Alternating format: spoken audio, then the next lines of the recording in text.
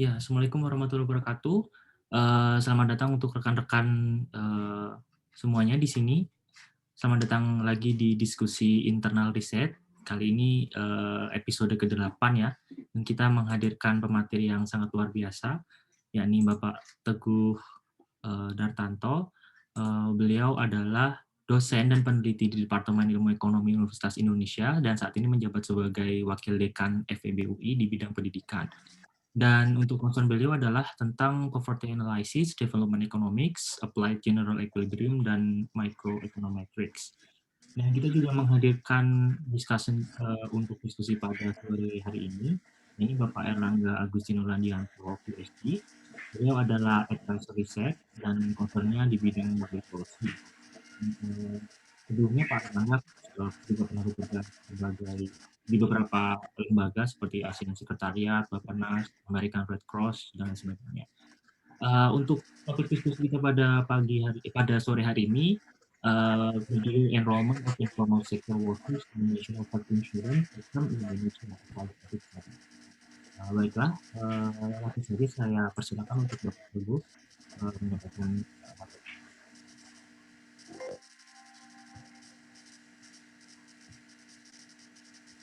Makanya selamat siang, Assalamualaikum warahmatullahi wabarakatuh. Terima kasih atas undangannya. Terima kasih atas undangannya untuk sharing riset ya. Udah bisa sharing screen saya? Sudah, Pak. Oke, makasih atas undangannya dan undangan atas sharingnya. Sebenarnya ini saya kalau diundang untuk presentasi ini sebenarnya ya seneng nggak seneng ya, dalam arti memang saya ini hanya pertama kali saya melakukan riset kualitatif ya di riset ini gitu, benar-benar kualitatif kali-kalinya, dan saya juga mungkin nggak akan mengulangi lagi gitu. Artinya memang terlalu berat buat saya sendiri untuk riset-riset di dalam bidang kualitatif, tetapi memang walaupun sekali memang kami berusaha keras bahwa apa yang kami riset ini dan kita publikasikan gitu. Walaupun memang ini bukan di big journal, tetapi at least kita berbangga lah sekali mencoba tapi bisa masuk ke jurnal yang bisa dibaca orang. Intinya bahwa kita ingin melihat sebenarnya terkait dengan behavior dari pekerja informal di Indonesia merespon terkait dengan National Health Insurance atau BPJS Kesehatan atau JKN lah, Jaminan Kesehatan Nasional, dengan qualitative study. Kenapa kita meneliti ini? Sebenarnya saya sendiri jujur aja saya tuh orangnya selalu mencoba bidang itu selalu update dengan kondisi yang ada. Sebenarnya saya banyak waktu S1 saya banyak meneliti tentang regional, waktu S2 saya ngomong tentang taxation, atau S3 ngomong poverty. Tapi ketika pulang ke Indonesia saya berpikir bahwa area yang paling menarik ini akan menjadi isu yang menarik itu adalah area di bidang kesehatan. Nah, sehingga saya fokusnya saya orang development economics, tapi kalau tahu kesehatan itu nggak banyak di Indonesia gitu. Yang rata-rata adalah poverty dengan social protection, itu orang-orang teman-teman di Semeru. Ada yang poverty dengan development dengan lingkungan, itu ada di Unpad. Tapi saya mencoba angle-nya adalah development tapi ke arah ke kesehatan.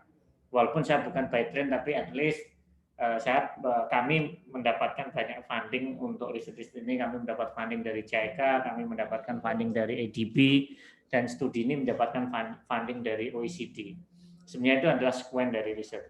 Ini adalah publikasinya. Mungkin Heliong ini ya jurnal baru. It's not big journal, multidisciplinary, tapi kalau ngomong Q ya Q1 juga. Tapi mungkin saya bukan itu. Message-nya adalah yang menjadi kami bangga adalah kami bisa menuliskan sesuatu itu menjadi sesuatu yang publish. Publish artinya itu adalah peer review, publish sesuatu yang bisa dibaca orang sebagai sebuah knowledge. Dan ini sebuah proses panjang untuk bisa sampai di jurnal ini, berkali-kali ditolak, berkali-kali revisi, sudah ada 4 kali gitu. Dan reviewernya itu dari awalnya 3, reviewer kedua 6, terus berikutnya. Artinya memang sebuah proses yang panjang yang kita lalui, yang artinya apa yang kita submit di depan sama yang keluar di belakang itu sudah totally berbeda. Tapi sebenarnya apa sih yang membuat kita mencoba meneliti tentang isu ini? Isunya adalah terkait dengan universal health coverage di Indonesia. Itu Indonesia memang punya komitmen untuk itu. Dan dunia juga terutama middle income itu juga memang fokus untuk mengekspan mengenai social protection. Nah, di dunia ini sistemnya yang banyak dipakai adalah untuk tahap pertama itu adalah memang dengan government subsidies, tetapi di tahap kedua itu biasanya memang pendekatannya berbeda-beda. Ada yang di cover oleh negara semuanya dengan taxation, atau yang sifatnya adalah contributory option, artinya orang harus mendaftar dan harus membayar premi. Nah, Indonesia itu mengambil opsi seperti itu, artinya dengan sistem yang ada bahwa orang pekerja informal yang bukan miskin itu harus self enroll gitu, artinya dia harus mendaftar, harus membayar iurannya. Nah, isu yang muncul adalah ketika banyak informal sektor, maka yang terjadi adalah ada problem terkait dengan banyak kelompok yang peserta informal yang nggak miskin itu nggak tercover di dalam sistem jaminan kesehatan. Ini yang membuat kalau orang nggak tercover kan dia akan nggak punya proteksi lah ibaratnya. Nah, data dari tahun 2016 ini menunjukkan bahwa kenapa kita 2016 karena waktu itu kita studinya telah dilakukan tahun 2017 akhir, 2018 menjadi report gitu. Intinya terlihat bahwa di sektor informal itu masih banyak yang orange itu sebenarnya uninsured, yang kuning itu unsubsidized, yang hijau itu adalah contribution. Kalau di formal memang secara pola adalah banyak yang contribution, subsidized ada 21%, informal itu ada 36%, tetapi informal masih banyak orang yang belum tercover yang ini. Inilah yang membuat kenapa kita mencoba mempelajari ada orang-orang yang nggak tercover dengan sistem. Nah, isu di dalam informal sektor itu menarik di dalam program JKN. Yang pertama adalah bagaimana Anda memaksa orang untuk bergabung. Ketika orang sudah bergabung, bagaimana membuat orang itu setelah bergabung, maka bagaimana menjaga agar mereka mau bayar premi. Ini challenge-nya dari peserta informal. Akan ada misalnya adverse selection problem. Karena apa? Adverse selection artinya orang yang informal sehat pasti malas untuk bergabung. Secara administratif juga susah. Nah, awareness dan insurance literasinya juga rendah. Nah, di berbagai belahan dunia itu juga nggak banyak yang best practice-nya itu hampir nggak ada, kecuali di negara seperti Korea Selatan dan Jepang ya, di mana institusinya atau sistemnya sudah berjalan, di mana informal sektor itu rata-rata patuh. Nah, ini yang banyak terjadi, bagaimana challenge dari informal sektor itu untuk membuat mereka agar mau bergabung. Nah, studi yang kita lakukan ini sebenarnya lebih condong mencoba melihat secara kualitatif, secara behavioral. Bagaimana seseorang itu mau untuk bergabung, itu apa sih yang sebenarnya mendorong orang itu mau bergabung. Ini sebenarnya, sedangkan studi kualitatif itu sebenarnya kita sudah lakukan di 2014 dan itu juga sudah terbit di jurnal-jurnal Southeast Asian Economist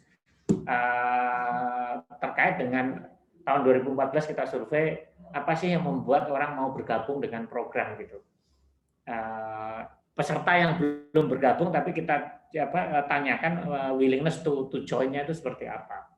Nah, sedangkan yang studi ini sebenarnya follow up dari studi di 2014. Artinya sampel yang responden atau informal yang kita ambil di sini itu adalah follow up dari responden di 2014 yang dulu di 2014 pasti belum bergabung, tapi di 2017 sudah bergabung. Sehingga kita tanyakan kenapa itu terjadi. Kenapa dia mau bergabung? Apa sih reason yang membuat mereka mau bergabung? Itu sebenarnya pertanyaan kita simpel. Kenapa sih orang dulu nggak mau bergabung tapi mau bergabung? Gitu. Nah, untuk menjawab pertanyaan itu, bagaimana Anda bisa? Mau kuantitatif, is impossible. Sehingga yang perlu kita gali adalah bagaimana kita mencoba menggali kenapa mereka mau bergabung? Itu yang alasan-alasannya apa sih? Sehingga kita pengen melihat ya kuantitatif tapi nggak purely etnografik, tapi pengen melihat konteksnya itu seperti apa sih, kenapa sih orang itu mau bergabung. Ini yang sebenarnya sangat simpel, dan yang informal yang kita itu adalah gabungan dari informal yang dulu 2014 baru bergabung tapi sekarang bergabung, dan orang-orang baru.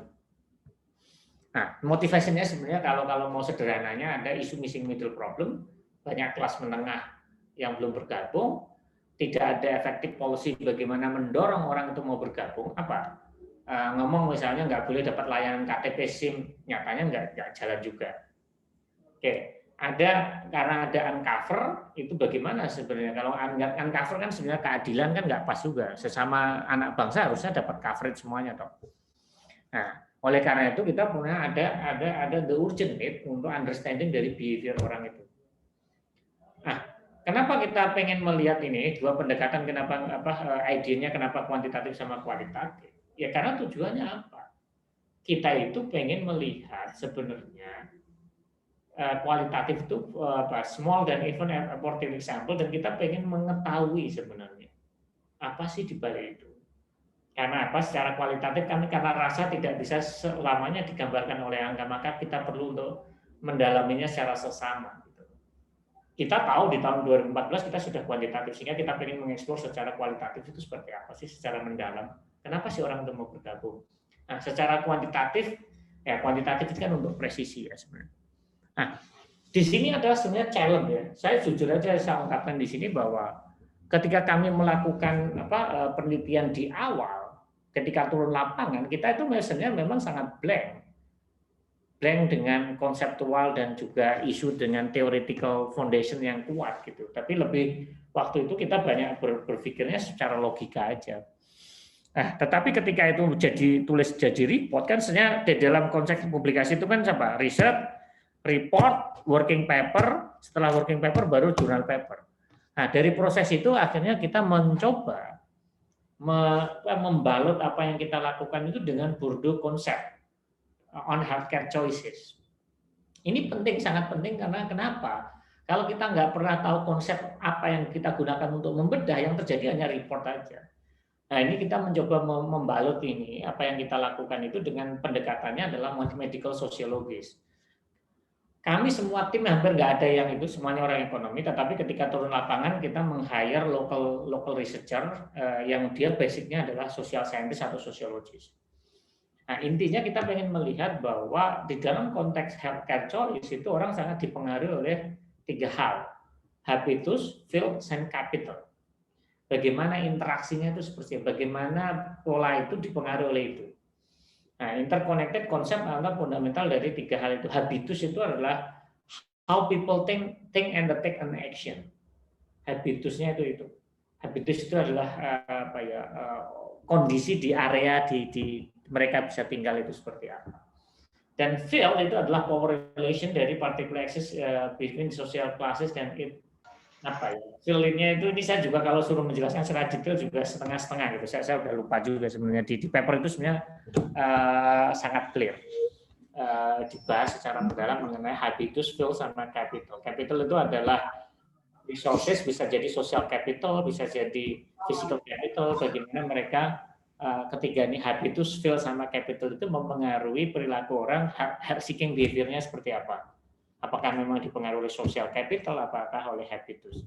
Ini sebenarnya yang menarik adalah bagaimana kita mengaplikasikan konteks sosiologi. Bourdieu ini adalah sebenarnya orang sosiologis, tapi mencoba kita tarik-tarik untuk ke medical sosiologis.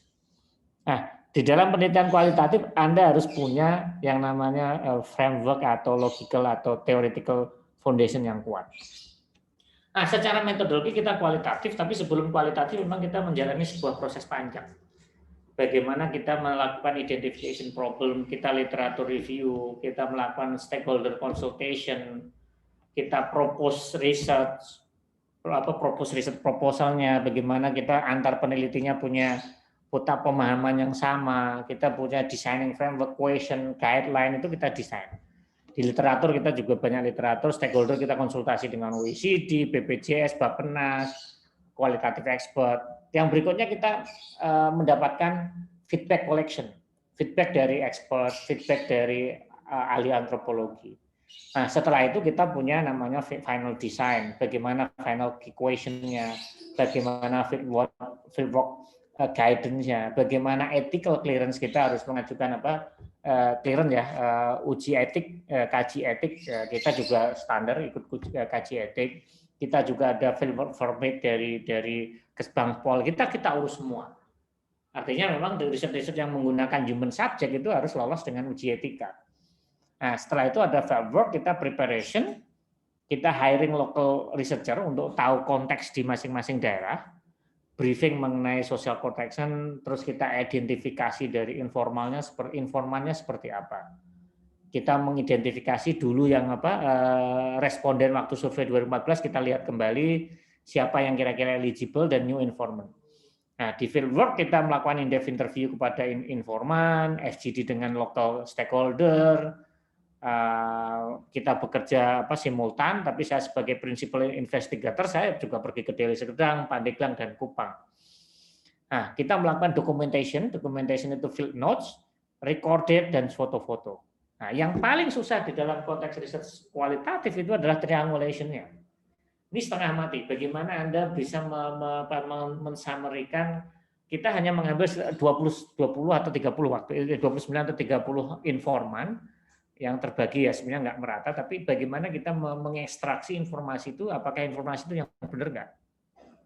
Fase 1 kita benar-benar konfirmasi di FGD dengan local informan itu, community-nya itu kita benar-benar hasil dari wawancara in-depth itu kita FGD-kan di FGD internal mengenai, dan masing-masing orang itu presentasi terhadap temuan-temuannya, dan kita cocokkan dengan field note dan juga recording, sehingga benar-benar oh ya benar nggak ini, sehingga terus orang lain yang nggak di situ juga selama tim itu juga memberikan komentar. Nah, terus habis itu ada fase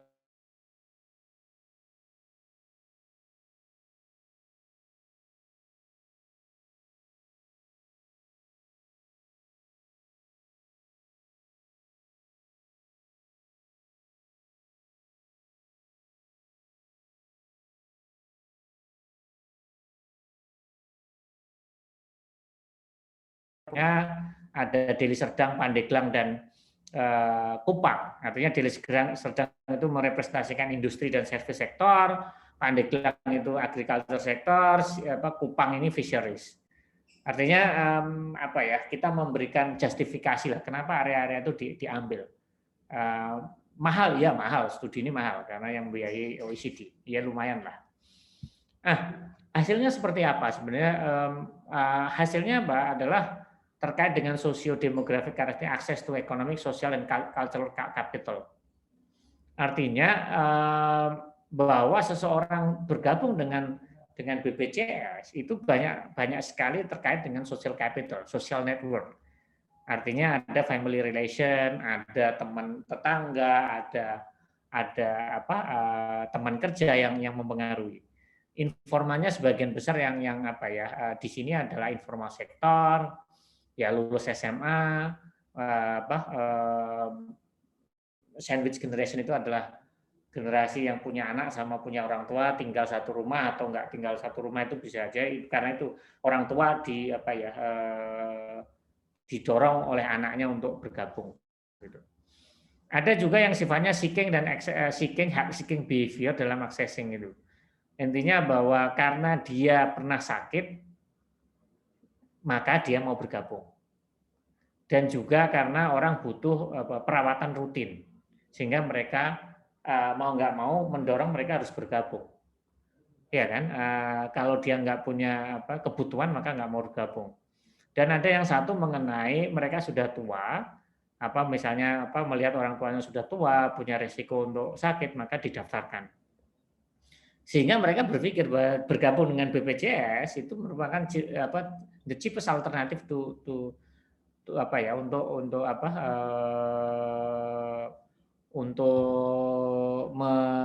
mengurangi biaya atau membiayai kesehatan.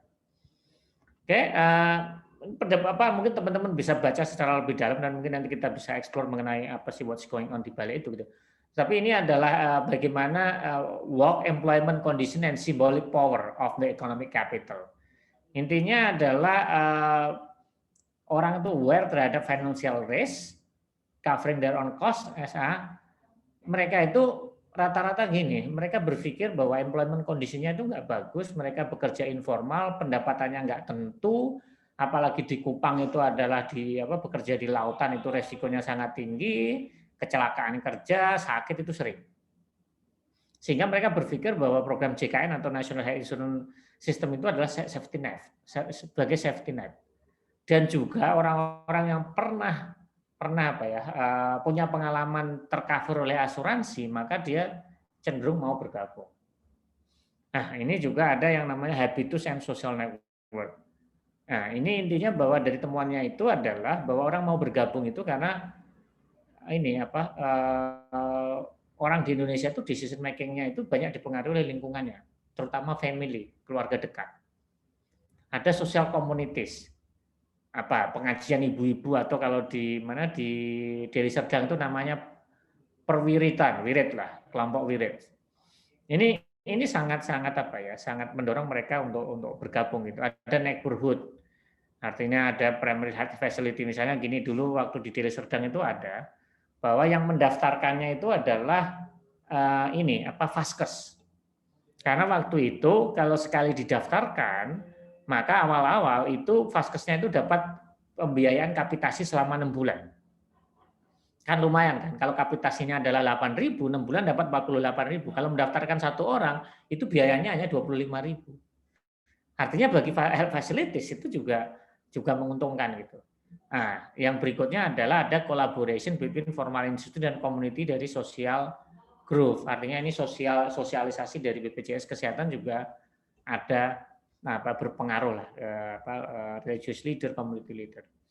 Nah, dari discussion yang kita dapatkan, memang di dalam konteks kualitatif ini berbeda dengan kuantitatif ya, yang Anda bisa decision make kesimpulan atau apapun is very easy lah, kamu regress ketemu signifikan nggak sih. Tapi di sini tuh memang benar-benar butuh keterampilan, butuh kekuatan Anda membangun narasi dan benar-benar narasi itu benar-benar benar gitu. Ini kan susah. The informant highly dependent on their health condition being good. Ini artinya apa? Mereka sangat tergantung dengan kondisi kesehatannya agar bisa bekerja. Sehingga mereka mau berjaga-jaga. Intinya gini, mereka banyak yang tergantung bahwa kondisinya itu banyak tergantung dengan skema dari jam kerja yang dulu. Dan juga traditional medicine. Tetapi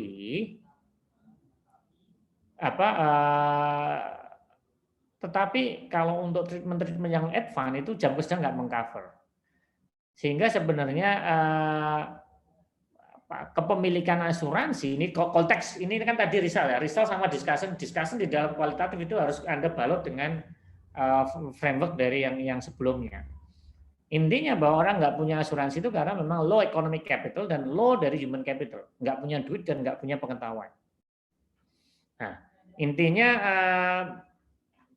bahwa informan concern about enough terkait dengan financial risk. Artinya mereka juga sebenarnya orang mau bergabung itu juga sebenarnya antisipasi terhadap resiko-resiko yang terjadi. People use habitus as a basis for maintaining certain lifestyle function and the distinction and the social classes. Ini bahasanya memang agak-agak sosiologi gitu-gitulah. Habitus itu habitatnya seperti apa itu sebagai basis kalau misalnya ini habitat kamu atau orang yang di sekeliling kamu mau bergabung pasti kemungkinan akan bergabung. Discussion-nya ini sebenarnya kalau kita gambarkan bagaimana orang itu mau bergabung atau orang mau seperti apa itu ini misalnya X itu adalah orang itu akan dipengaruhi oleh teman baik, saudara perempuan itu mempengaruhi ibu. Ini semuanya berpengaruh ke hubungan inilah. Information itu bergeraknya ke arah mana. Nah, intinya itu bahwa memang kekuatan dari word of mouth marketing itu menjadi sangat penting. Ini sebenarnya poin-poin ya, sebenarnya kalau dijelaskan seperti ini mungkin saya nggak akan mengcover, tapi teman-teman bisa membaca walaupun agak panjang, tapi saya rasa tulisan yang kami tulis itu adalah lebih ke arah naratif story lah. Di conclusion-nya adalah mungkin ini di kualitatif ini memang juga nggak gampang-gampang amat, bahwa tiga faktor utama orang mau bergabung ke program JKN itu adalah health condition. Kalau dia memang orangnya sudah sakit-sakitan atau sudah punya kebutuhan untuk treatment, maka mau bergabung. Yang kedua adalah family and peers. Family ini adalah ada itu tadi dorongan dari keluarga, misalnya anak menyuruh orang tua, ada teman kerja, dan yang kedua adalah existing knowledge dan experience. Orang yang pernah punya pengalaman menggunakan asuransi sebelum JKN, mereka cenderung mau bergabung. Nah, tetapi necessary condition dari joining dari insurance itu adalah individual specific dan sangat sangat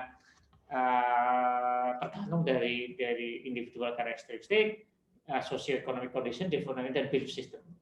Knowledge dan experience itu hanya sufficient aspek, artinya harus ada pemantik dulu. Informasi atau pengalaman itu hanya mendorong orang mau bergabung atau enggak. Dan suggestion untuk improve involvement dari informal sector untuk join itu yang pertama adalah bagaimana kita kampanyenya itu seperti apa sih. Maka kita harus memilih sebenarnya ada champion atau ini sebenarnya temuannya juga nggak ada hal yang baru gitu. Bagaimana ini dikaitkan dengan strategi policy-nya gitu. Kampanyenya ya udah Anda harus memilih champion gitu loh, champion atau local influencer lokal untuk memaksimaisi word of mouth effect itu. Nah, new promotional campaign-nya itu adalah emphasis the communal nature of NSC, artinya promotion sistemnya itu harus lebih address dari isu dari komunal, isu bahwa pentingnya kita gotong royong. Tapi yang kedua adalah bagaimana kita menunjukkan bahwa the long term impact dari bergabung dari program JKN ini. Studi limitationnya memang kita kita hanya fokus di 3 area dan itu mungkin belum tentu fully representing Indonesia, tapi memang kualitatif nggak harus kita merepresentasikan Indonesia. Tapi yang kedua adalah memang ya pendekatan kita memang sangat-sangat lebih in-depth interview, artinya eksplorasinya hanya 2 jam, 1 jam sampai 2 jam, bukan etnografis yang kita benar-benar engage dengan society yang ada. Mungkin itu yang bisa saya share. Terima kasih, mungkin agak kelamaan sedikit, tapi insya Allah enggak ya, 20 menit juga, 25 menit. Makasih, mungkin itu yang bisa sharing. Mungkin saya sangat eager untuk discuss saja lah terkait dengan apa yang kami lakukan. Ini ada mahasiswanya Arina, kamu hadir Arina? Arina? Ini Arina. Halo? Ini Arina bimbingan saya waktu kedua atau? Iya Pak, cuman sepertinya lagi sibuk Pak. Oke. Ya, silakan. Ya, terima kasih untuk Pak Teguh atas pemaparannya. Kemudian langsung saja untuk Bapak Erlangga untuk menyampaikan perspektifnya. Terima kasih Mas Eki. Jadi izin share screen ya. Oke, masih belum sebentar. Ya, izin share screen.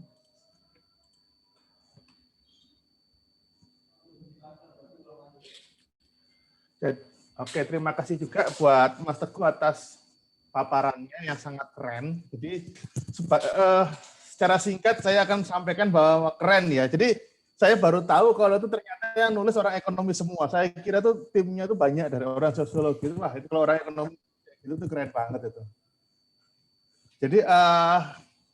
Jadi yang menurut saya paper yang ditulis oleh Mas Teguh dan kawan-kawan itu valid ya kontribusinya. Jadi membawa konsep sosiologi dari Badu kayak masukkan habitus, terus capital resources. Yang menarik di sini itu adalah biasanya kan ketika kita bicara insentif dan disinsentif di ekonomi itu selalu tentang duit.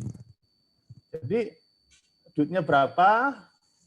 Kalau duitnya banyak, ya berarti ada insentif secara moneter ya. Insentif kalau enggak ya enggak gitu. Tapi ternyata setelah di unpack itu ada banyak yang hal-hal yang menjadi alasan orang untuk istilahnya dalam hal ini itu pekerja informal untuk bisa mendapatkan akses ini kok keluar tulisannya ya? Keluar tulisannya di bawahnya. Ya ini nggak tahu ini kenapa PowerPoint saya keluar tulisannya. Jadi di bawah itu. Jadi untuk istilahnya untuk pekerja informal untuk mendapatkan akses bisa macam-macam kan alasannya untuk bisa dapat langganan BPJS ya kayak misalkan ya kayak disampaikan oleh Mas Teguh tadi pernah sakit atau butuh perawatan rutin atau mungkin ada kesadaran dan sebagainya. Nah, ketika dilihat lagi, ya kan, saya jadi ingat ketika setelah baca tulisannya Mas Teguh itu jadi ingat yang konsep namanya itu konsep relative deprivation.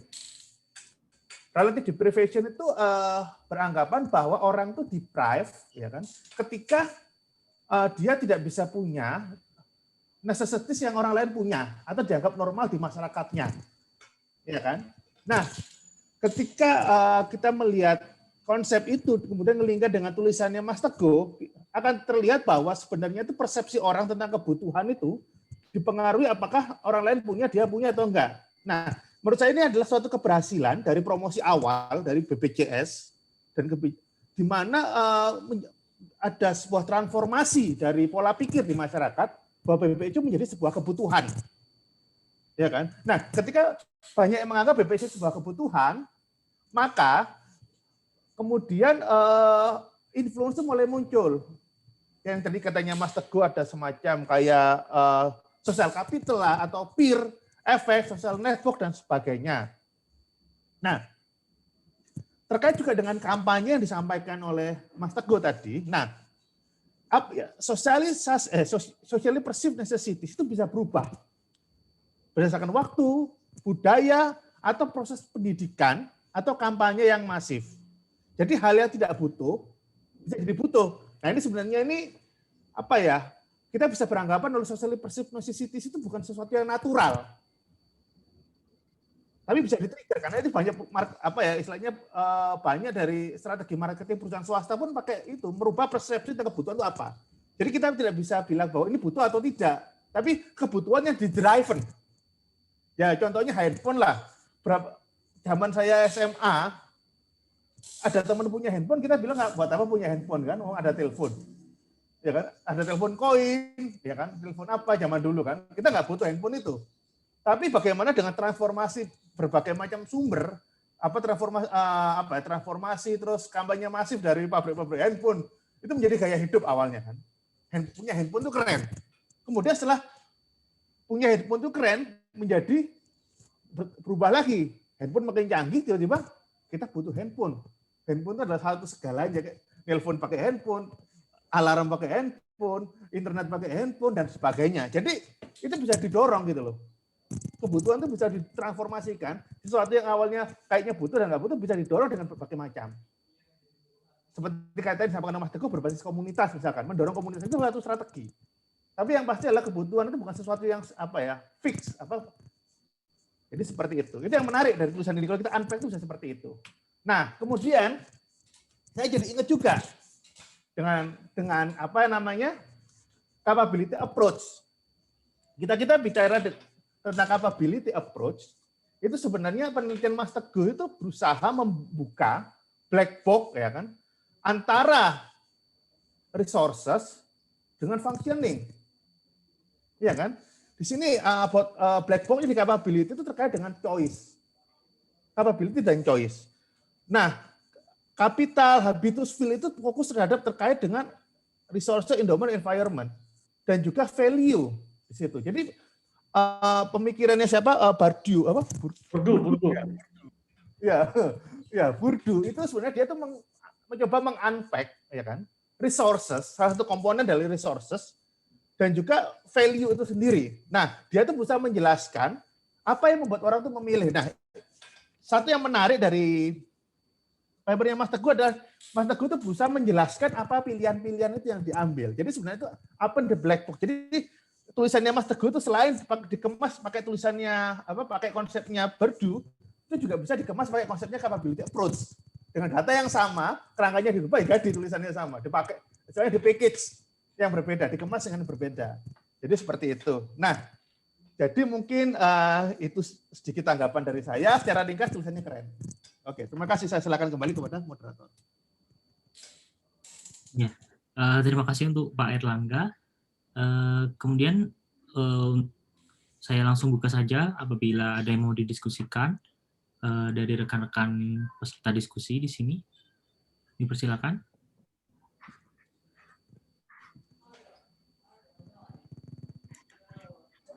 Aku boleh coba nanya, Mas? Ya, silakan.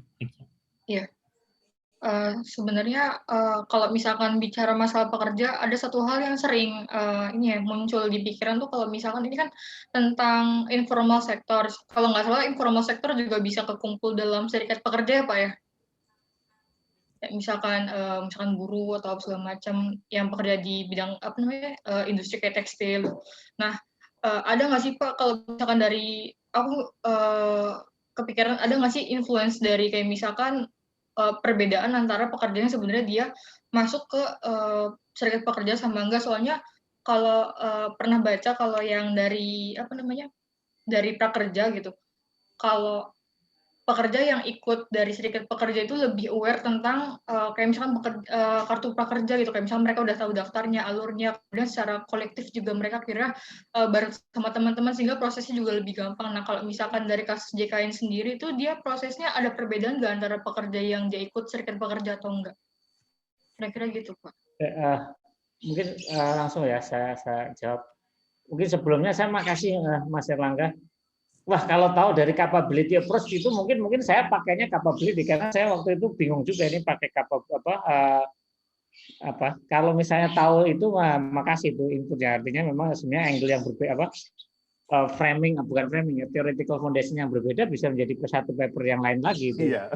Tapi waktu itu memang kita sebenarnya adalah memframe hasil lapangan. Ini mungkin buat teman-teman nanti ini kan peneliti riset yang muda-muda ya. Ketika Anda ngomong meneliti di lapangan, nanti field survey ataupun kualitatif, itu memang Anda harus tahu bisa membedakan mana ini report, mana itu Anda nulis laporan, Anda menulis jurnal, itu totally different. Report hanya reporting aja, tetapi untuk menjadi sebuah knowledge, Anda harus bisa memasukkan hasil yang Anda teliti itu di dalam konteks konteks teori, konteks itu penting. Tapi makasih Mas, pendekatan capabilities itu ternyata menarik juga gitu. Dan jujur aja dari sekian banyak orang itu nggak ada satupun yang non ekonomi, semuanya ekonomi. Dan waktu itu kita paksa. Dan kita ngundang profesor antropologi suruh ngasih kuliah 2 jam ke kita. Wah itu diolok-olok habis-habisan waktu itu sama profesor antropologi. Ini tuh bukan kualitatif, bukan itu. Ya akhirnya kita belajar lah lebih intinya kita mencoba membuka diri. Satu hal yang saya sukai, ini mungkin terlepas dari pertanyaan Eka ya. Saya hanya ingin menunjukkan ke teman-teman bahwa sebuah masalah, nggak ada satu masalah yang bisa diselesaikan oleh single ilmu. Sehingga saya mengatakan kepada tim saya, jangan terlalu punya ego yang terlalu tinggi dengan bidang ilmu Anda. Karena nggak mungkin semua masalah itu bisa diselesaikan satu bidang itu. Mari kita respecting others bidang ilmu. Dan ternyata yang teman-teman yang awalnya selalu melihat sosiologi itu gampang, kualitatif gampang, ketika benar-benar berhadapan dengan yang real, suruh nulis beneran, dia ngomong mendingan kuantitatif. Kalau kuantitatif kamu ada data, regres, hasilnya benar, kamu analisisnya lebih gampang. Kalau ini ketemu ininya beda, benar nggak yang kita temukan ini yang benar? Kamu kan harus ngecek ke sana kemari. Nah, ini yang sebenarnya ini ya mungkin saya selain ngomong paper ya saya pengen riset ini kan anak muda-muda ya. You have to learn bahwa respecting ada bidang itu sangat-sangat berguna ya. Sehingga kalau Anda respect, Anda terbuka dan ternyata solusi itu nggak harus semuanya selalu orang mikir dulu tuh. Orang ekonomi selalu mikir kan, kenapa informal itu nggak mau nggak mau bergabung? Mikirnya kan pasti ya karena nggak insentif, nggak punya duit ini itu. Selalu perspektifnya ekonomi gitu loh. Tetapi sama seperti disampaikan oleh Mas Erlangga bahwa perilaku orang itu nggak selamanya seperti itu gitu. Ada hal yang lain yang memang orang itu bisa terpengaruh untuk berperilaku gitu. Kan orang itu akan selalu mengimitasi orang lain lah. Kalau tetangganya punya, pengen punya. Kalau temennya punya, pengen punya. Sehingga itulah yang sebenarnya yang pengen kita eksplor. Nah, terkait dengan pertanyaan Eka, saya nggak tahu apakah pekerja informal itu punya serikat. Tetapi kalau mungkin ojol mungkin ada. Bukan serikat resmi ya, tetapi mereka mungkin klub gitu loh. Nah, dalam konteks ini, artinya memang di dalam konteks apakah BPJS Kesehatan atau apapun, waktu itu kita sebenarnya sudah pernah diskusi. Kenapa enggak kita mencoba bundling? Bundling dengan misalnya semua driver Gojek, semua driver Grab itu harus bergabung dengan BPJS Kesehatan. Kan itu menarik, itu udah dapat sekian banyak kan. Dan pembayarannya kan enak, langsung bisa di tap account kan. Ternyata Gojek nggak begitu tertarik, tapi Gojek itu lebih tertarik mereka pekerjanya bergabung ke BPJS Ketenagakerjaan, kecelakaan kerja, terus kematian itu. Kenapa? Karena itulah bagi Gojek yang real yang dihadapi oleh drivernya. Nanti kalau kecelakaan dia yang nanggung oleh BPJS. Tapi untuk kesehatan itu mereka nggak begitu concern. Hal-hal seperti ini kadang kita berpikirnya terlalu simpel, tapi kalau kita memahami konteks, mengalami itu kita bisa lebih kaya lah di dalam mengambil kebijakan, lebih wise lah. Jujur aja ya, sebenarnya memang saya mencoba kenapa kualitatif, yang selama ini saya always kuantitatif, saya tuh hanya ingin membuang ego saya pribadi lah, bahwa saya harus respect kualitatif itu susah, ya artinya saya juga melakukan proses belajar dan harus mendalami gitu loh. Kadang kan kita karena nggak mendalami, nggak ini kita selalu underestimate, itu kan cuma cerita aja. Dan saya paling suka dengan paper ini sebenarnya, karena saya bisa bercerita, kami bisa bercerita dengan bahasa yang, this is academic paper, tapi kita bisa bercerita dengan gaya bercerita. Gitu. Kembali ke pertanyaannya Eka, apakah memang itu tadi, apakah dengan peer dalam arti organisasi serikat pekerja itu bisa mempengaruhi partisipasi di dalam konteks ini ya, perlindungan tenaga kerja, baik kesehatan waktu. Di kesehatan nggak banyak, tapi di perlindungan tenaga kerja yang non kesehatan itu memang jalan. Itu ya, artinya saya belum meneliti lebih dalam tentang itu, tetapi nature-nya beda antara yang BPJS Kesehatan sama BPJS Ketenagakerjaan. Satu efektif, satunya nggak bisa.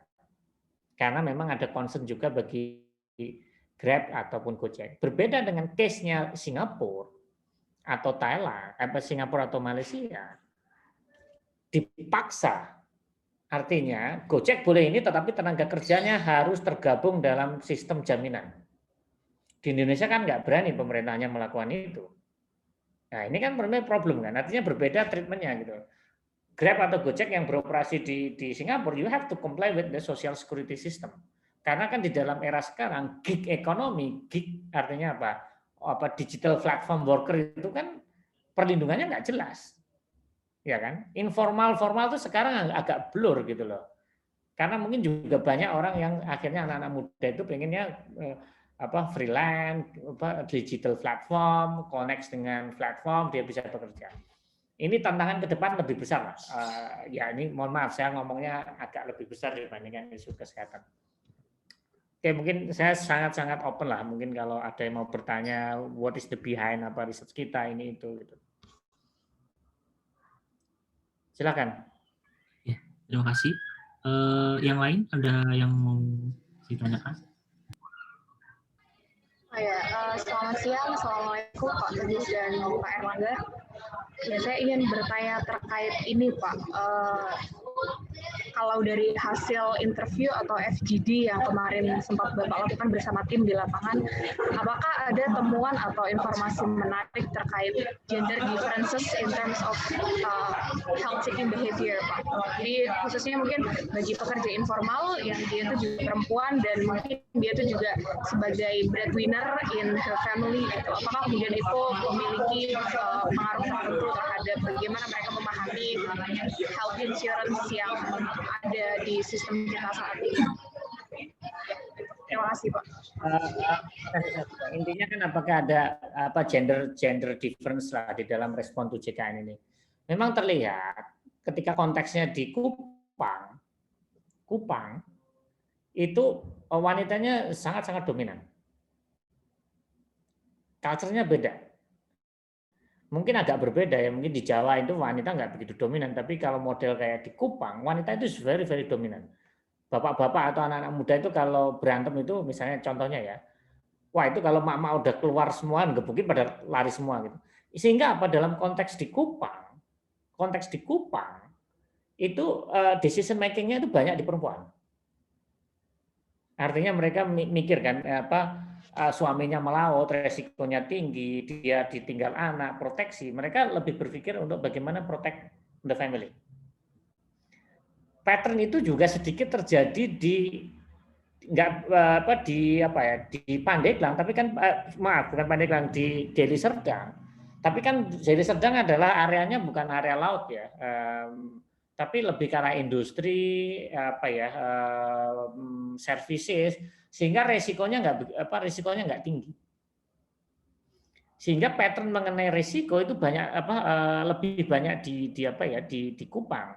Sedangkan yang di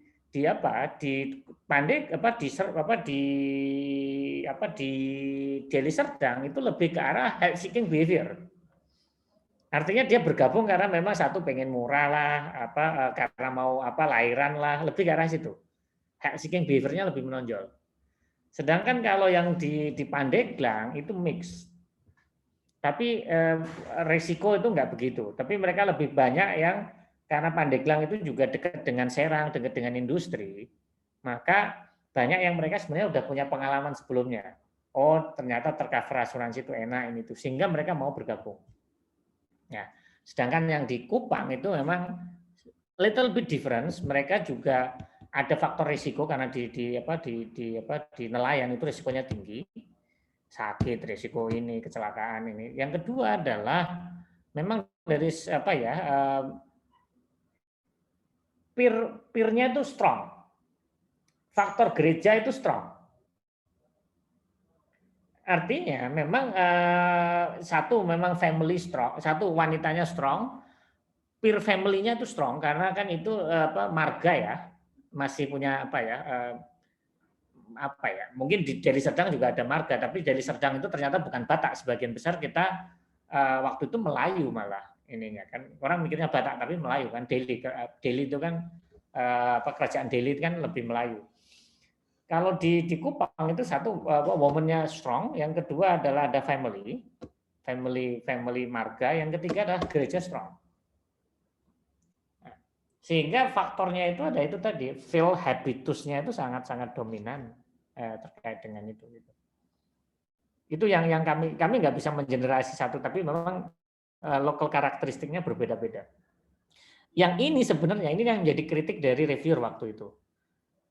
Kan waktu itu kita hanya tampilkan ini karakteristik di Kupang segini, si Deli Serdang seperti ini. Tapi terus mereka tanya, what's next gitu loh.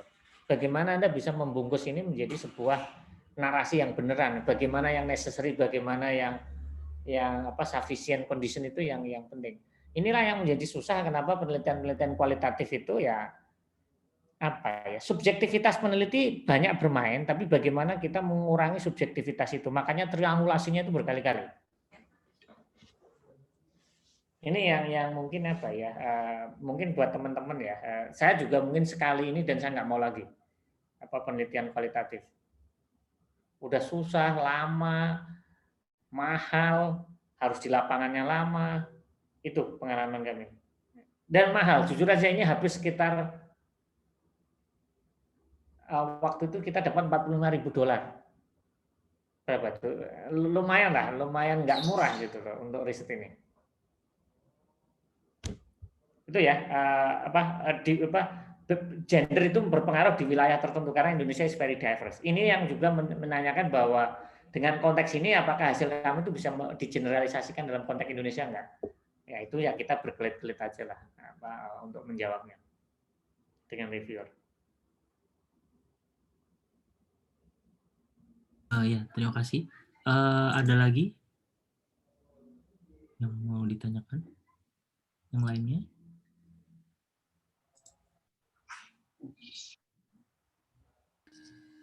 Bagaimana? Ada yang ditanyakan lagi? Ya ini yang tadi Pak Teguh tanyakan, Mbak Arina sudah bergabung, Pak.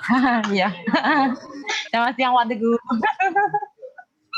Ini saya kayak penyusup sebenarnya. Tadi maaf nggak nyimak sebenarnya, tadi baru join terus ternyata dipanggil biasa. Pak Teguh, Mas Erlangga, gimana kabarnya?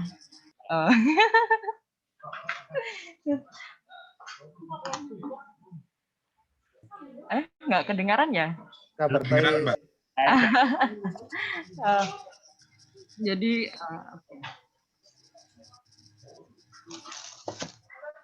Pak Teguh masih masih sibuk bikin riset dan saya sudah melupakan semuanya. Kemarinnya masih punya utang, dokternya belum publikasi. Kenapa Pak? Sudah lupa. Ini ngomongin tentang informal sektor ya. Sebenarnya klasifikasi informal itu ada batasan-batasannya nggak sih Pak? Kalau di kita itu kan, saya kan di dinas yang ngurusin UMKM ya. Kadang saya itu bingung. Yang kalau di Sakernas itu ada pembagiannya pasti ada pekerja formal, pekerja informal gitu. Bisa nggak sih saya klaim kalau informal itu ya UMKM itu maksudnya di informal gitu. Ada nggak sih batasan-batasan ini sejauh mana sih dia dikatakan formal dan informal itu? Ya ini mau pendekatannya apa? Pendekatannya Eropa pasti dia yang bayar pajak atau nggak bayar pajak, itu formal informal. Yang kedua, apakah dia organisasinya itu terregister enggak di dalam punya badan hukum misalnya. Iya. Formal informal. Tetapi dalam konteks bekerja di sini itu pendekatannya bukan ke arah itu, tapi lebih ke arah apakah dia bekerja bebas, bekerja mandiri, bekerja dibantu dengan buruh tidak tetap seperti itu. Artinya memang definisi informal sendiri itu memang macam-macam. Kalau di Eropa informal itu ya nggak bayar pajak, terus underground, terus juga dia nggak tercover oleh sistem jaminan. Sehingga definisinya totally berbeda-beda ya. Sehingga UMKM itu informal nggak? Ya sebagian besar informal. Iya pasti sebagian besar informal. Ke arah formalisasi kan. Walaupun akhirnya apa? Ini mix juga. Bisa jadi UMKM punya badan hukum, tapi pekerjanya nanti sistemnya dianggap sebagai pekerja informal karena tenaga kerjanya juga nggak didaftarkan di dalam sistem yang ada. Iya. Ini juga mix semuanya. Bisa jadi organisasinya formal tapi pekerjanya kategorinya informal. Iya sih, bisa juga seperti itu. Karena sekarang kan kalau memang pemerintah kan sedang menggalakkan ini ya, legalitas yang NIB itu. Jadi UKM itu memang didorong untuk mendapatkan nomor induk berusaha atau izin usaha mikro gitu. Ya hampir lebih dari 90% usaha di Indonesia itu kan pasti dia masuknya di mikro atau bahkan ultra mikro, dan itu kan memang nggak terregister gitu kan. Dan kalau dikaitkan dengan BPJS Kesehatan, mungkin yang ultra mikro itu jangan-jangan dia sudah masuk yang di cover oleh pemerintah juga Pak sebenarnya. Ya, makanya dalam konteks yang kita teliti ini kan sebenarnya informan. Ini juga saya juga harus merubah mindset ya. Waktu dulu itu kita selalu ngomong sampel, selalu ngomong responden. Tetapi kalau kualitatif, kalau kamu udah ngomong responden, wah itu digebukin sama kualitatif. Enggak, kamu harus ngomong informan. Oke. Informan yang kita pilih itu benar-benar yang dia adalah pekerja yang tidak dalam kategori miskin. Kalau miskin dan hampir miskin kan tercover oleh sistem yang ada. Iya. Tetapi ini adalah orang-orang yang sebenarnya bukan miskin, tetapi juga nggak ada amat. Sehingga kita fokusnya di situ. Mungkin yang ultra mikro atau apapun bisa jadi sudah tercover dengan sistem program BPJS yang kartu Indonesia. Biasanya ada. Iya. Itu sih. Karena itu kartu Indonesia Sehat yang sudah mengcover sekitar 38% orang. Iya. Bahkan di beberapa daerah itu ada yang memang kalau memang Pemkab atau Pemkotnya sudah punya anggaran untuk bisa mengcover, itu akan di-cover semua, Pak. Namanya BPJS Semesta, itu seperti di Kota Madiun kalau nggak salah. Jadi menggunakan dana cukai bagi hasil cukai itu digunakan untuk mengcover BPJS Kesehatan untuk masyarakatnya. Mungkin itu juga perlu jadi pertimbangan juga ya mungkin. Seperti itu. Ya, itu namanya apa ya, PBI ya, Pemda. Iya, dalam konteks kategori dari iuran yang dibayarkan oleh Pemda. Ya. Oke, Pak. Sehat selalu, Pak Teguh. Sehat dan sukses selalu. Mungkin buat teman-teman ya saya nggak tahu lah saya yakin lah teman-teman yang di riset ini mungkin hampir most likely fokusnya di kuantitatif, tapi kan di more fleksibel kan, kadang juga ada dana yang harus kualitatif ya, terima aja lah ya gitu. Kalau untuk survive itu terima aja. Kita juga kalau dulu juga nggak mau awalnya, tapi ada $45.000 ya kita jalan aja lah, itu kan ya lumayan kan. Tapi habis juga, artinya habis buat kesana kemari, buat di lapangan, buat itu. Ya, terima kasih Mbak Arina dan Pak Teguh atas jawabannya. Selanjutnya Mas Syekh, saya persilakan. Selamat siang Pak Teguh. Pak Teguh ini menarik nih, memang ini juga baru tahu kalau Pak Teguh move ke ke kualitatif. Nah, ini yang cukup menarik sebenarnya saya ingin tanya Pak, yang step yang ketiga itu kan ada triangulation. Nah, kita memang terbiasa, memang setelah FGD itu adalah reporting, kita hanya mereport apa hasil FGD. Nah, tadi yang menarik itu ada validation, gitu kan, divalidasi sama stakeholder. Nah, itu prosesnya seperti apa Pak? Dalam triangulation ini, lebih detailnya mungkin Pak Teguh bisa menjelaskan. Soalnya kita hanya biasanya kalau FGD ya udah kita berikan ke beberapa stakeholdernya. Kemudian mungkin ada satu hal atau yang tidak sesuai dengan keinginan stakeholder baru kita revisi. Nah, untuk yang validasi, nah step-stepnya seperti itu seperti apa ya Pak Teguh? Gini, ini kan sebenarnya di dalam kualitatif ini ya kita juga ya waktu kita melaksanakan itu juga waktu itu sih sebenarnya ya kita melakukan validasi tapi setelah selesai kan baru kita tulis sebenarnya inilah. Tapi intinya waktu itu adalah kita melakukan wawancara dulu atau in-depth interview dengan informan atau orang. Dari informasi itu ya sudah, akhirnya kita juga setelah itu hari berikutnya atau hari terakhir kita FGD dengan stakeholder di masing-masing daerah. Artinya kita undang orang pemerintah, kita undang BPJS Kesehatan, kita undang orang dinas, kita undang orang vaskes, rumah sakit kita undang. Kita minta mereka suruh ngomong dulu. Persepsi mereka seperti itu apa, diskusi, dan setelah itu kita presentasi juga apa hasil dari lapangan gitu loh. Sehingga kan kita seolah-olah kita mengkonfronting apa yang dia omongkan dengan wilayah, dan setelah itu kita minta gitu mereka untuk menyampaikan gitu. Dari lapangan itu, dari informan ngomongnya seperti ini gitu loh. Artinya dari sekian banyak itu kan kita melihat apakah yang diungkapkan oleh informan ini sebenarnya valid enggak. Nah, dari situ kan orang ngasih pendapat kan, ini enggak, itu cuma omongan itu kan. Dari situ akhirnya kita bisa lihat di satu sisi kita lihat dulu dari informan, ini kan informan ya. Informan itu kan banyak ngomong kan. Artinya ada nggak sih irisan yang muncul? Artinya kan setiap orang itu banyak yang ngomong kata kunci yang sama enggak? Nah, kalau Anda mau kualitatif sebenarnya bisa dengan model in vivo ya, atau apalah saya lupa pokoknya vivo gitu untuk melakukan kualitatif untuk checking beberapa kata yang muncul dari orang yang berbeda-beda gitu. Nah, tapi intinya kita benar-benar cross dulu di antara informan. Setelah itu dari poin-poin yang ada di informan kita cek dulu. Dari FGD itu benar-benar apa yang diungkapkan ini sama kan? Ini kan kayak di cross lah. Nah, setelah di cross itulah, makanya misalnya kalau teman-teman melakukan FGD, itu biasanya kita pisah. FGD itu nggak bisa misalnya satu topik semuanya harus duduk. Kita harus berpikir mengenai ada nggak sih nanti orang takut ngomong, nanti terdominasi, mereka suaranya nggak akan ini. Sehingga kalau FGD pun kita selalu memisah.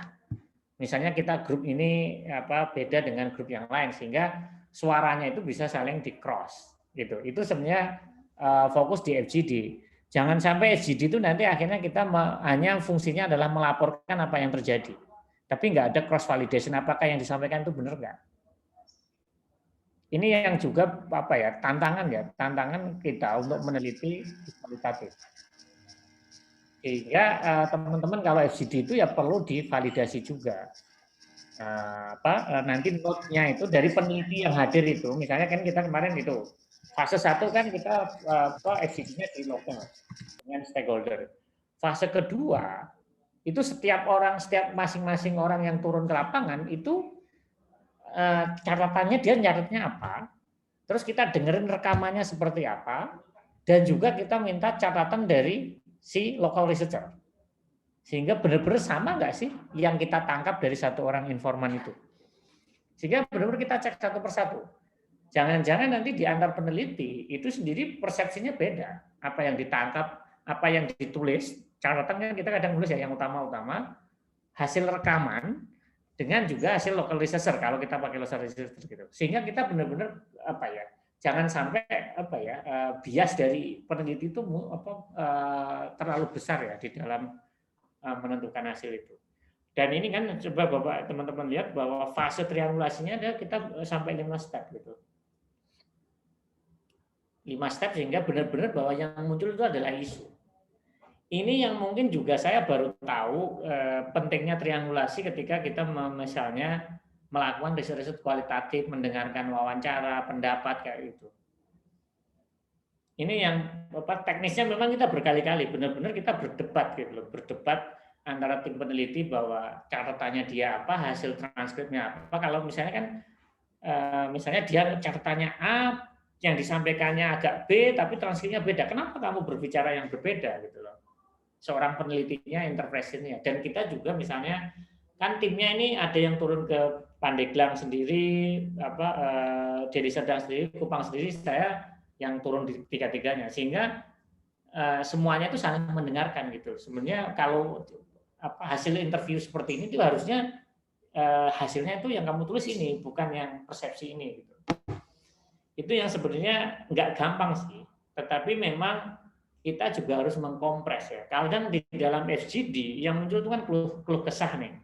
Kalau misalnya Arina kita dengerin kan, Arina ini kan keluh kesah nih, nah ini formal gitu kan. Tapi itu kan keluh kesahnya Arina karena pusing dengan kehidupannya, ya kehidupannya, pusing dengan kerjaannya. Yang muncul keluh kesah kan. Tapi apakah keluh kesah itu benar enggak? Nah ini kan perlu apa? Validasinya. Ini menurut saya penting ya ketika kita studi-studi kualitatif atau FGD. Nggak gampang sih, tapi memang kita harus bisa mengkompres ya, jangan sampai yang kita laporkan itu keluh kesah aja. Sehingga kita juga harus cross check dengan fakta data, cross check ini gitu. Nggak bisa gitu loh, misalnya Arina aja yang gitu kan. Ada juga Arina mungkin yang posisinya agak di bawah, dia keluh kesah. Kalau yang Anda panggil yang kepala dinas dan dia pengen kelihatan kinerjanya baik, pasti yang diomongin yang baik-baik. Nah, ini kan nggak gampang ya. Sehingga kalau misalnya kualitatif itu harus cross check antara berbagai stakeholdernya. Arina didengarkan, nanti pelakunya didengarkan. Jangan-jangan dua hal yang sama antara yang disampaikan oleh pelaku usaha dan apa yang disampaikan Arina, berarti itu benar. Bisa jadi benar, belum tentu 100% benar, ya.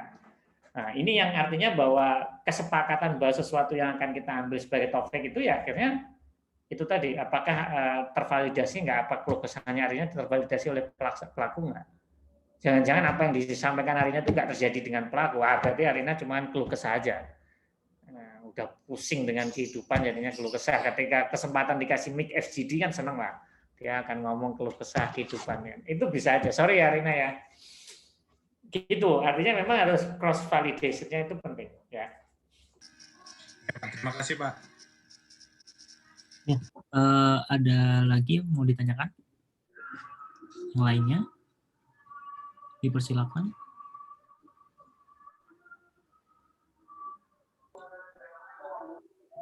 Assalamualaikum Mas Zeki. Oh ya, silakan Mbak Eka. Ya, sebenarnya saya minta maaf ya nggak bisa ini karena kondisinya sedang tidak memungkinkan. Ya, terima kasih Pak Teguh, selamat siang, Pak Erlangga juga dan rekan semua. Saya tertarik dari bahasan yang terakhir tadi Pak, yang terkait dengan validasi ya. Karena kan saya pernah juga ikut semacam survei gitu kan. Nah, pernah nggak sih Pak ketika kita dari informan ya menanyakan ke informan, kemudian antara informan satu dan informan lain itu kan biasanya beda ya Pak, tanggapannya mungkin karena sudut pandangnya masing-masing gitu. Nah, ternyata ketika di cross check mungkin ke pemerintah atau apa itu juga beda lagi. Nah, kalau kasus seperti itu nanti seperti apa ya Pak kira-kira untuk proses validasinya? Nah, ini kan artinya kan kadang memang di dalam SGD atau apapun itu kan suaranya beda-beda ya, karena punya on interest masing-masing ya. Artinya semua orang yang stakeholder itu punya view yang berbeda-beda. Artinya memang untuk ketika validasi memang Anda juga harus meng-cross check dengan misalnya di follow up terkait dengan misalnya dia sendiri. Kan Anda bisa tahu sense ya, kan apakah dia ngomong karena terpaksa, ngomong karena ini. Bisa jadi kita ada beberapa yang informan dan stakeholder itu kita follow up setelah HGD untuk meng-cross check apa yang disampaikan itu benar atau enggak. Ini yang sebenarnya kita misalnya berkali-kali double check sebenarnya yang kita lakukan itu. Ini yang memang nggak gampang, makanya saya cukup sekali aja lah penelitian kualitatif. Kecuali nanti memang dolarnya gede, gitu. Wah, itu mau berangkat. Kalau $100.000 saya mau lagi, gitu. Sepadan lah dengan itu. Tapi intinya adalah di dalam menganalisis hasil kualitatif atau apapun itu memang perlu double check, double cross check. Anda harus tahu. Ketika di dalam setting di dalam FGD itu pola relasinya itu seperti apa sih? Anda harus memahami konteksnya. Jangan-jangan yang Anda undang ini yang Anda undang ini relasinya nggak sepadan sehingga orang nggak berani ngomong. Itu misalnya Arina mas saya. Ketika di ini pasti Arina kan nggak, pasti ada tetap rasa sungkannya lah, mau ngomong apapun kan ada sungkan.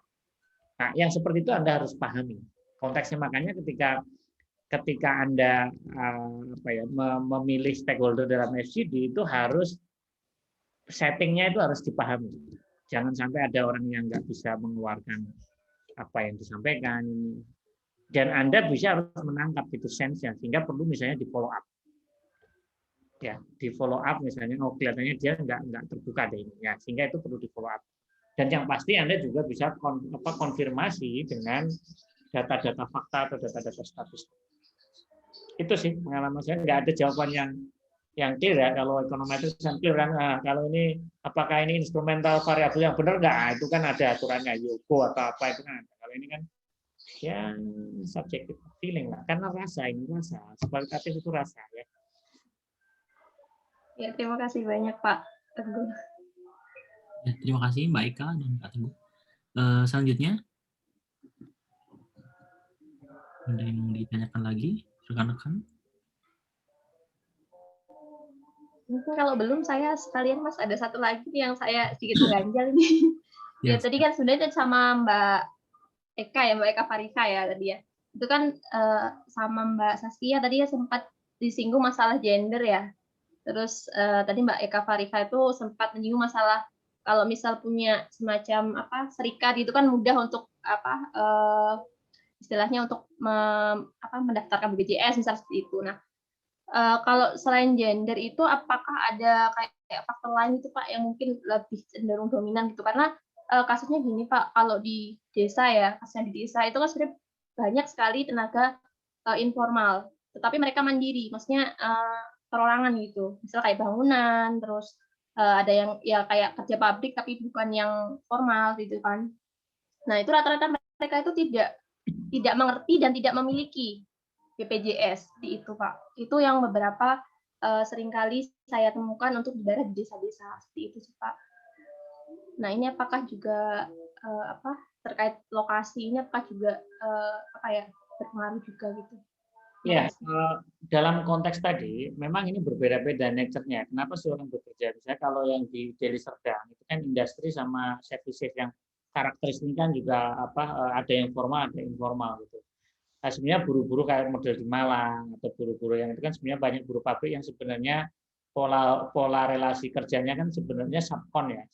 Artinya subkon dia bukan sebagai pekerja dari industri perusahaan itu, tapi pekerjaannya itu kayak diambil gitu kan, dia buruh harian lepas lah. Nah, sebenarnya yang dalam konteks ini sebenarnya itu tadi peran dari peer itu penting. Tadi kan saya jelaskan ada peer itu kan, peer effect itu jalan. Peer effect ini nggak lebih banyak dari misalnya teman kerja. Misalnya dia cerita pengalaman dia misalnya menggunakan BPJS. Artinya dia misalnya keluarganya sakit, sedang di cover BPJS. Itu ternyata meringankan. Sehingga hal seperti itu juga mendorong gitu. Dan dia ngomong misalnya oh iya ya, kalau nggak ada BPJS mungkin saya sudah babak belur nih, udah harus jual macam-macam gitu. Tapi karena ada BPJS maka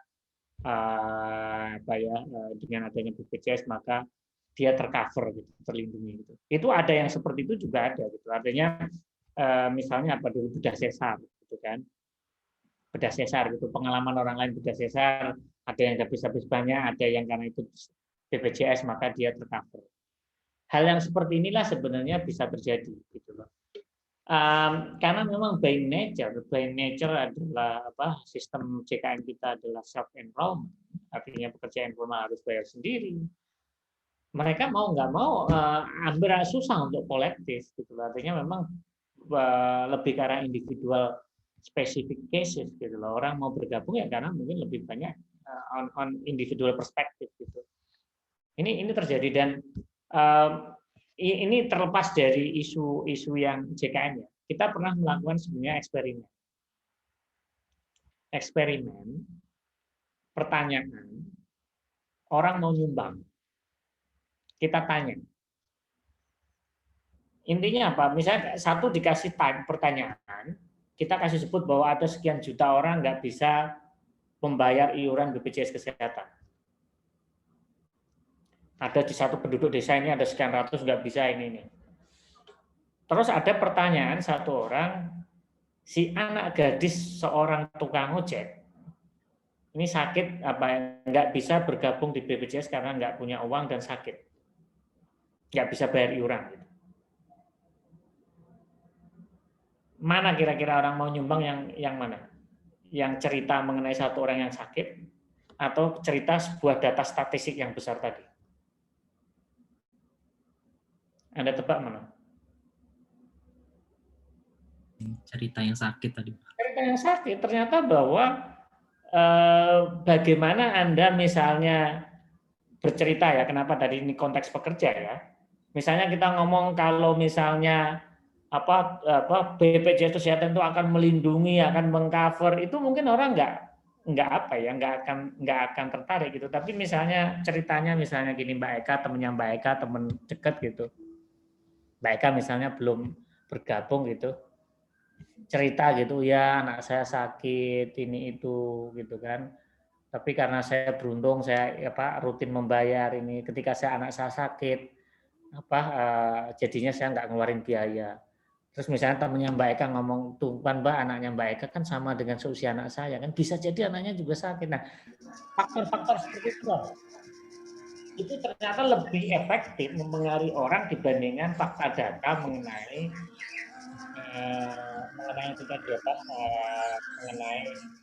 kota-kota besar yang kampanye yang seperti itu. Sama lah misalnya rokok membunuhmu itu kan itu nggak ini, tapi kalau ceritanya beda mungkin beda.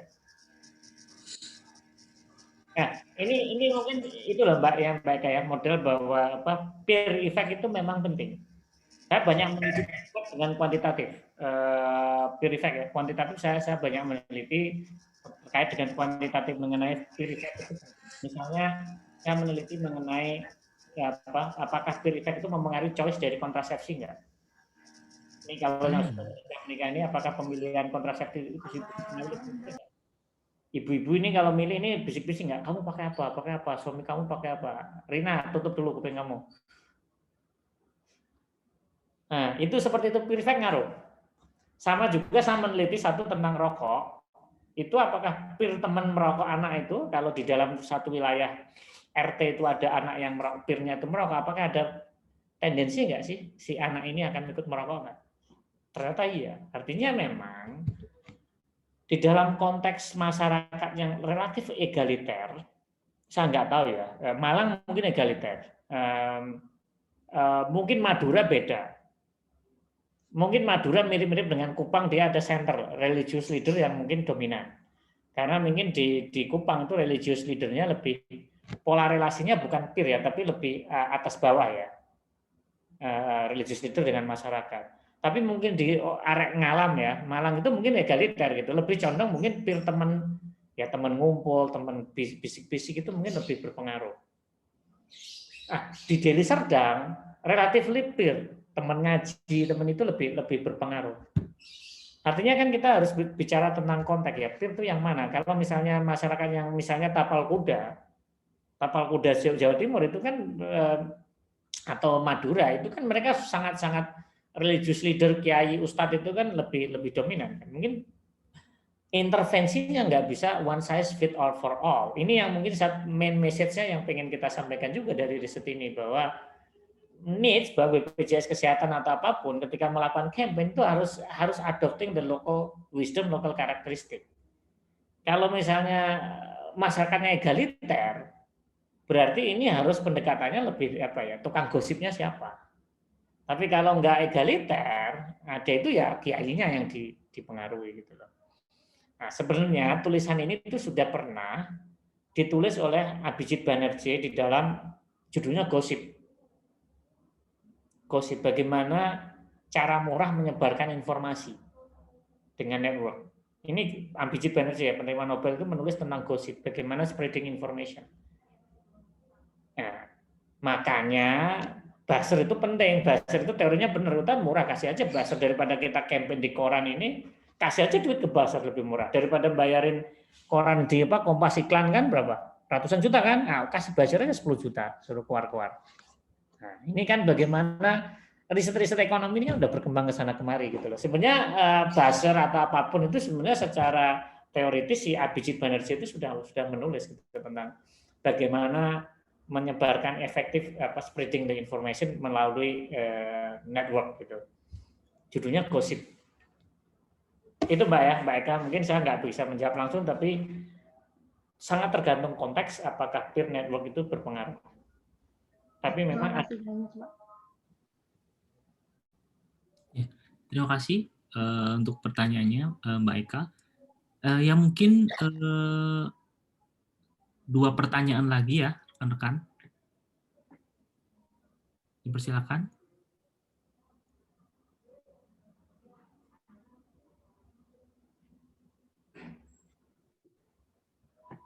Ya, bagaimana?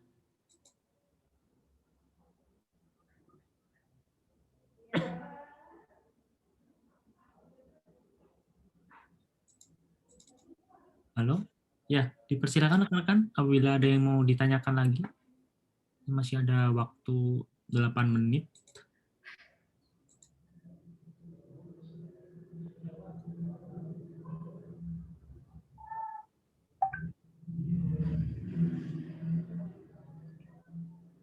Ya ini Mbak Eka mau nanya lagi tak?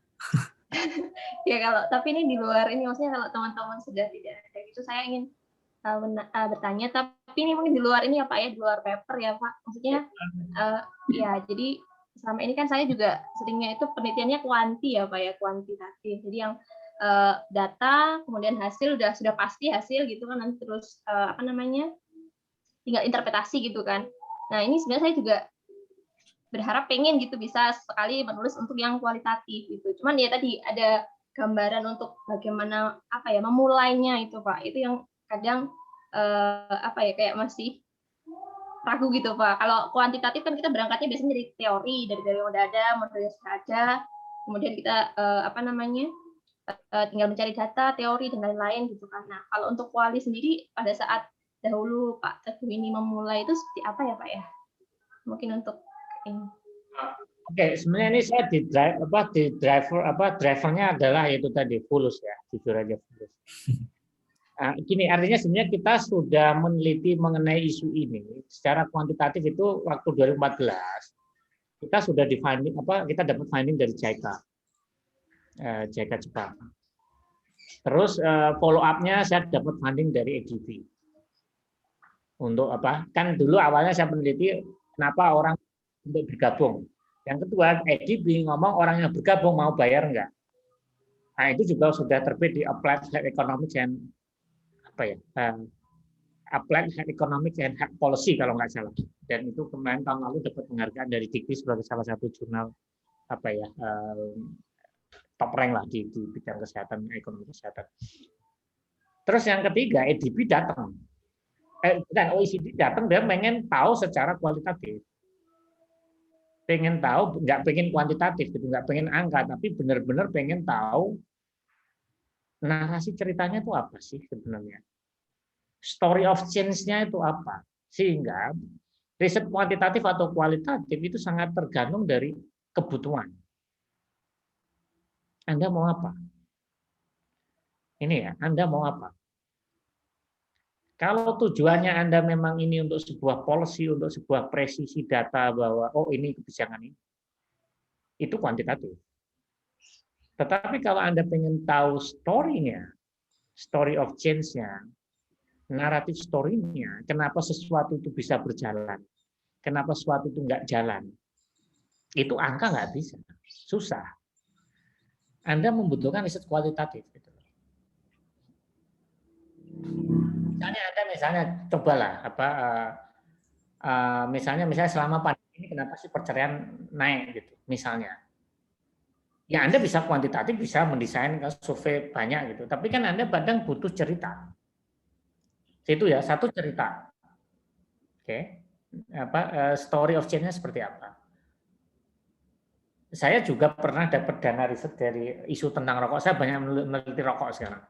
Mungkin the next akan ada paper terkait dengan social assistance and tobacco consumption. Ya saya menggabungkan antara kuantitatif sama kualitatif, tapi dipisah. Dalam arti ketika data fakta dengan data susunan CFLS itu kita ketemu datanya, tapi kan kita untuk menganalisis itu kan kita nggak tahu sense-nya seperti apa. Sehingga mau nggak mau kita turun lapangan, kualitatif, tahu bahwa story-nya itu seperti apa. Nah, dari story itulah sebenarnya Anda tujuannya mau seperti apa. Misalnya Anda proyek-proyek di Jawa Timur apalah. Kebutuhannya apa? Apakah memang kuantitatif, kualitatif, atau memang butuh tahu the story behind dari sesuatu. Kalau butuh story behind sesuatu, mau nggak mau harus kualitatif. Nggak mungkin angka bisa menjabarkan itu. Karena ini kan rasa. Ya, sehingga kebutuhan itu. Nah, dari kebutuhan itulah kita berangkat. Nah, setelah berangkat itu memang susah. Kita harus benar-benar tahu sebenarnya isunya apa, teorinya apa, kira-kira guideline turun lapangan apa, kira-kira potensial pertanyaannya itu apa. Dan ketika di lapangan itu juga ternyata beda. Makanya kita juga selalu melakukan pretest dulu. Benar nggak sih ini pertanyaan-pertanyaan ini benar nggak sih gitu. Ya, intinya apa? Kualitatif kuantitatif itu sangat tergantung dari your need. Kebutuhan memang apakah memang butuh kuantitatif atau kualitatif. Itu yang pertama. Yang kedua memang Anda harus benar-benar banyak baca. Harus ada frame yang Anda pakai. Gitu. Bisa tadi saya makasih Mas Erlangga ngomong tentang capability approach. Framework yang dipakai saya menggunakan Bourdieu dalam konsep adalah medical sociology. Ini sebenarnya ya. Ya ini kan mudah-mudahan Anda riset institut baru macam-macam. Anda harus being unique. Selama Anda nggak unik, ya nggak apa-apa kalau Anda mau main di Jawa Timur mungkin Anda mainnya di situ, tapi kan pengennya pasti teman-teman kan juga pengen suatu saat kan tampil juga di nasional, head to head dengan Semeru, head to head dengan yang ada gitu kan. Ya, atau head to head dengan CSIS gitu kan. Ya, mungkin itu sih dari saya. Dan Anda harus mau membangun, mau bersusah payah lah, invest. Dan ini mungkin pesannya terlepas dari, ya saya suka lah lihat anak-anak muda untuk melakukan yang seperti inilah, mungkin risetnya. Saya juga ya bukan memfunding lah, ada bukan startup sih, ada anak-anak muda pengen kayak kalian gini datang gitu, ya sudah nih saya kasih lah ya buat setup, buat ini formal, saya kasih fasilitas rumah ini untuk, terus saya dapat apa, saya nggak dapat, saya pengen yang penting anak muda berkembang aja udah senang. Tapi satu hal yang saya pengen tekankan, kalau Anda pengen survive di dunia ini, you have to publish beyond the working paper yes, tapi Anda harus publish. Karena apa? Saya dapat banyak funding itu bukan apa-apa, karena saya publish, orang lihat oh ini, akhirnya dia mau ngasih duit, udah itu aja. Very simple thing. OECD ngasih duit kami karena mereka baca paper saya di Southeast Asian Economist terkait dengan ini, dan mereka ngomong ini unik, grup ini kelihatannya unik gitu. Unik dalam arti idenya kok agak beda gitu, maksudnya ya publish ini ya, nggak perlu very big journal kayak Mas Tohari lah, JDE itu PhD lah. Kalau mungkin juga kelas bias cukup lah. Kayak kelas-kelas yang sederhana juga cukup lah. Tapi at least ini akan membuat Anda survive. Walaupun mungkin untuk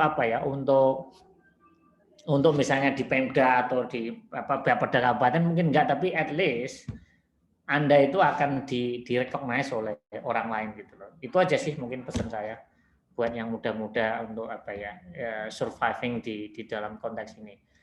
Enak sih memang Anda bermain nanti dengan Bapeda, dengan itu very enak ya, karena Anda kan nggak harus mempertahankan apa yang Anda lakukan di depan publik, kan kadang juga ada Bapeda buang duit ini itu akhir tahun, udah tau lah yang kayak gitu. Tapi nggak apa-apa, itu kamu openin aja, untuk hidup itu kayak gitu openin aja ya. Ini senyum-senyum ini udah tahu lah kelakuannya kan, akhir tahun Arina punya duit biar butuh penyerapan terus minta tolong ambil aja. Di Bapeda bentuk. Iya, Arina butuh penyerapan, kalian butuh duit ya udah kita kolaborasi aja. Enggak, kalau dinas nggak ada Pak. Nggak ada penyerapan ya kamu ya? Enggak, beda kan, bukan untuk penelitian.